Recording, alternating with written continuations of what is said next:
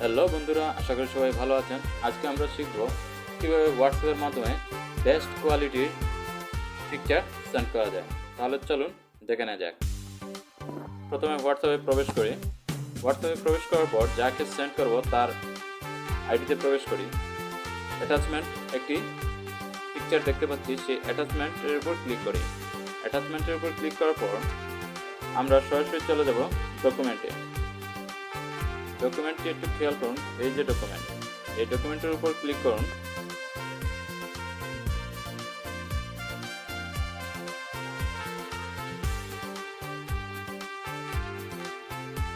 ডকুমেন্টের উপর ক্লিক করার পর এরকম একটি ইন্টারফেস আসবে।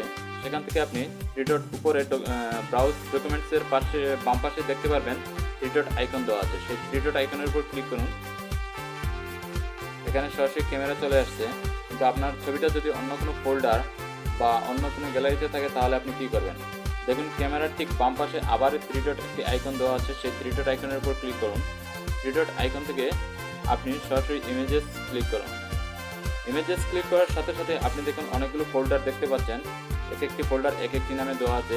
এ to Z screen recorder, camera, screenshot, WhatsApp, image, Facebook, unknown, Facebook, Bluetooth, picture. এখান থেকে আপনার এরকম আরও অনেকগুলো ফোল্ডার দেখাবে। আপনি যে ফোল্ডারটিতে আপনার কাঙ্ক্ষিত ছবিটি আছে আপনি সেটির উপর ক্লিক করুন। যেহেতু আমার ক্যামেরাতে আছে তাই আমি ক্যামেরাতে প্রবেশ করব। ক্যামেরাতে প্রবেশ করার পর দেখুন আমার এখানে দুইটি ছবি দেওয়া আছে। একটি হচ্ছে পানির বোতলের ছবি, একটি কিবোর্ডের ছবি। কিবোর্ডের ছবিটির সাইজ হচ্ছে 2.95 MB এবং পানির বোতলের যেটি আছে ওয়াটার বোতলের সেটা আছে 2.5 MB। এই দুইটি ছবি আমি এখান থেকে সেন্ড করে দেবো। সিলেক্ট থেকে সেন্ড।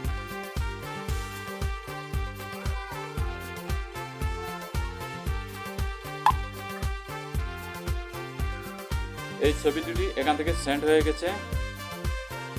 এখন দেখি যাকে পাঠিয়েছি তার কাছে কীভাবে পৌঁছালো। এটিকে মিনিমাইজ করি। আমার আরেকটি হোয়াটসঅ্যাপ আছে, সেই হোয়াটসঅ্যাপ অ্যাকাউন্টে প্রবেশ করি। এই যে চলে আসছে, দেখুন ছবিটি চলে আসছে 2.5 MB একটি এবং আরেকটি 2.9 MB। কিন্তু ছবি দুটি কিন্তু এখনও ডাউনলোড হয় নাই, ডাউনলোডের অপেক্ষায় আছে। আমি যতক্ষণ পর্যন্ত ডাউনলোড করবো না ছবিটি ততক্ষণ পর্যন্ত ডাউনলোড হবে না। কিন্তু আপনাদের অনেকেরই আছে ছবি কেউ পাঠানোর সাথে সাথে অটোমেটিকলি ডাউনলোড হয়ে যায়। এই সিস্টেমটি অফ করা যায় অন্য একটি ভিডিওতে, সেটি নিয়ে বিস্তারিত আলাপ করবো। তাহলে চলুন ছবিটি ডাউনলোড করে নিই।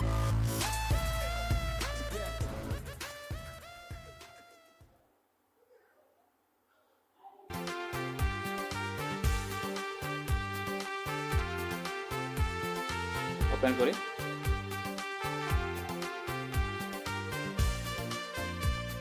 এই যে দেখুন ছবিটি জুম দেন, দেখতে পাচ্ছেন ছবিটি আমার মোবাইলে যেরকম দেখাইতেছে, আমার আইডিতে যেভাবে দেখাইতেছে ঠিক সেইভাবে এখানে সেন্ড করার পরও সেম টু সেম দেখাচ্ছে। সব কিছু ক্লিয়ার দেখতে পাচ্ছেন। ওকে, তাহলে চলুন, আমরা তো সচরাচর গ্যালারি থেকে ছবি পাঠিয়ে থাকি, তাহলে গ্যালারি থেকে ছবিটি পাঠানোর অসুবিধাটা কী? তাহলে চলুন আবার হোয়াটসঅ্যাপে প্রবেশ করি। যে আইডিতে পাঠাতে চাচ্ছি সেই আইডিতে প্রবেশ করার পর ক্যামেরা অপশনে ক্লিক করি। ক্যামেরা অথবা আপনি চাইলে অ্যাটাচমেন্ট আইকনের উপর ক্লিক করতে পারেন। অ্যাটাচমেন্ট আইকন থেকে আপনি গ্যালারিতে ক্লিক করুন। যে ফোল্ডারে আপনার ছবিটি আছে সেই ফোল্ডারের উপর ক্লিক করুন। এই দুইটি ছবি আমি পাঠাবো। এই দুইটি ছবির উপর ক্লিক করে সেন্ড।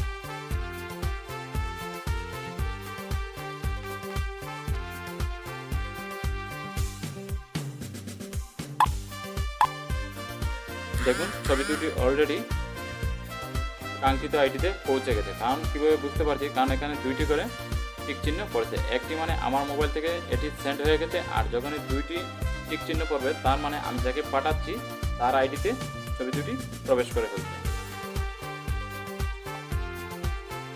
তাহলে চলুন কাঙ্ক্ষিত আইডিতে কীভাবে পৌঁছালো ছবিটি দেখে নেই। ছবিটি এসে গেছে। আচ্ছা, এই দুইটি ছবির সাইজ আমরা দেখেছিলাম আগে যখন সেন্ড করেছি ডকুমেন্ট থেকে, তখন ছিল একটির সাইজ 2.5 MB এবং আরেকটির সাইজ ছিল 2.9 MB। কিন্তু এখন যখন গ্যালারি থেকে সেন্ড করলাম তখন সেটি হয়ে গেছে 85 KB এবং 60 KB। তার মানে ডে এবং নাইটের মধ্যে তফাৎ। তার মানে ছবির কোয়ালিটিতেও অনেক সমস্যা আছে, ছবিটি অনেকটা স্পষ্ট আসবে না।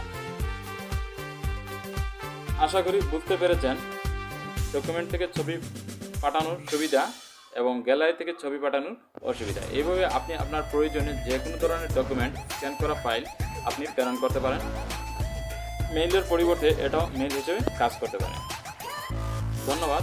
ভিডিওটি যদি ভালো লাগে তাহলে লাইক, সাবস্ক্রাইব এবং শেয়ার করতে ভুলবেন না।